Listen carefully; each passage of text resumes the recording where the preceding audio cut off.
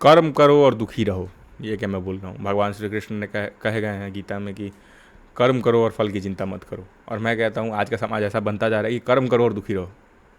अब मैं उस दृष्टिकोण पे नहीं बात करूँगा जहाँ हम ईर्ष्या से भरे होते हैं या जो भी, पर आजकल के ऑफिसेस की, कॉलेजेस की ये सच्चाई होगी कि आप मेहनत करते रहिए और दुखी रहिए, और उस दुख की जड़ में ना जाने के बजाय उससे स्केप करने के लिए पार्टी करिए, घूमने जाइए, दोस्तों से मिलिए और हंसी ठट्ठा करिए, जो कि करना चाहिए, उसमें कोई बुराई नहीं है, पार्टी करने में कोई बुराई नहीं है, हंसी ठट्ठा करने में कोई बुराई नहीं है। पर उस दुख की कमी को या कारण को ना समझने या इग्नोर करना जो है वो मेरे हिसाब से नाजायज़ है।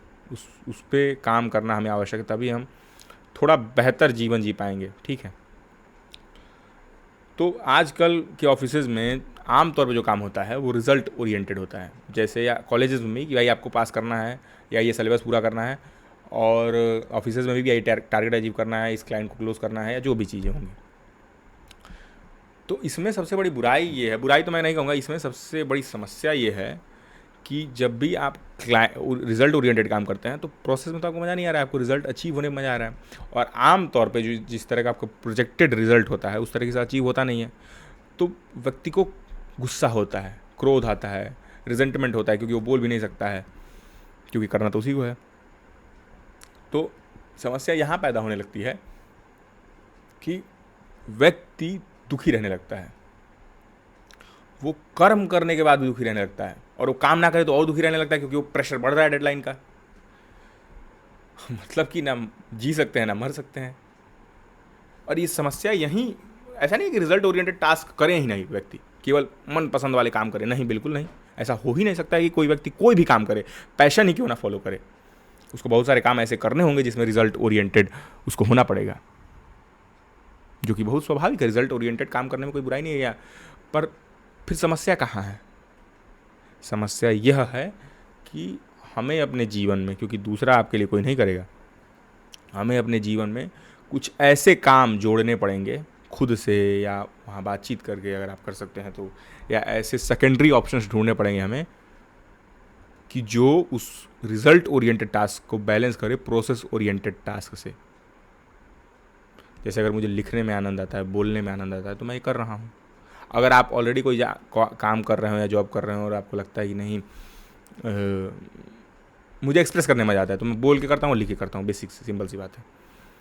तो अगर आप ये देखें कि जॉब कर रहे हो आप, ठीक है, और आप नहीं है आपके पास उतना समय, तो आधे घंटे ही सही, पौन घंटे ही सही, सवा घंटे ही सही, 1 घंटे ही सही, मतलब 100 मिनट, 50 मिनट, 40 मिनट, 30 मिनट, कितने देर भी, पर कंसिस्टेंटली आप प्रयास करें, किसी एक टास्क को दें। कोई भी एक छोटा सा काम हो सकता है 2 साल लगे, हो सकता है 3 साल लगे, हो सकता है 5 साल लगे। आप आधे घंटे दे रहे हैं तो बहुत कम समय देने की वजह से, पर आप उसको करिए। जिस काम को आपको मज़ा आता है करके, प्रोसेस ओरिएंटेड टास्क को। जीवन में खेल का आपको मज़ा आता है, खेलिए, तो उससे वो result oriented, process oriented balance out होता रहेगा। ठीक है। और जब आप प्रोसेस ओरिएंटेड काम करके खुश महसूस कर लें, तो फिर उसी एनर्जी को आप रिजल्ट ओरिएंटेड में लगा दें। और आपको एकदम भाई होलसम और ओवरवेलम्ड लाइफ चाहिए, तो फिर ऐसा काम ढूंढें जिसमें प्रोसेस ओरिएंटेड काम ज़्यादा हो और रिज़ल्ट ओरिएंटेड कम हो। जैसे मेरे काम में भी बहुत सारी चीज़ें रिज़ल्ट ओरिएंटेड है, पर अगर मैं बहुत ज़्यादा निराशा से भर जाता हूँ या निरस हो जाता हूँ, तो मैं अपने आप से ही बातचीत करके ये समझा देता हूँ अपने आप को कि देखो, आप कुछ दिन के लिए ये टास्क को बाद में कर लेना और इन टास्क पे फोकस कर लो, जो प्रोसेस ओरिएंटेड है उनको ज़्यादा कर लो। जब आदमी थोड़ा सा रस से भर जाता है, फिर उसको कोई काम दे दो कर देता है।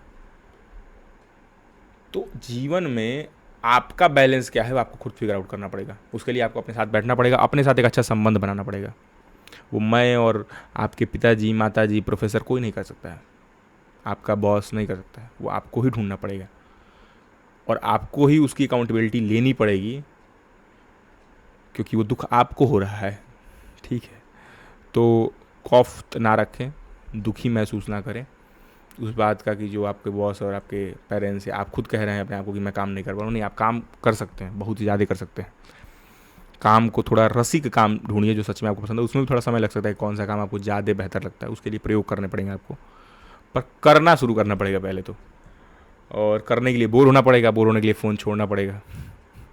और इसी फ़ोन में तो ये वीडियो देख रहे हैं आप या लैपटॉप में, जो भी है, थोड़ा बोर होइए, थोड़ा ढूंढिए कि आपको क्या पसंद है, करिए। और फिर थोड़ा जीवन में और रस होगा, क्योंकि हम करने के लिए ही बने हैं। ये दुनिया क्रिएशन से ही है, मतलब इंसान तो इंसानियत क्रिएट करके ही उसको कुछ फील होता है ना।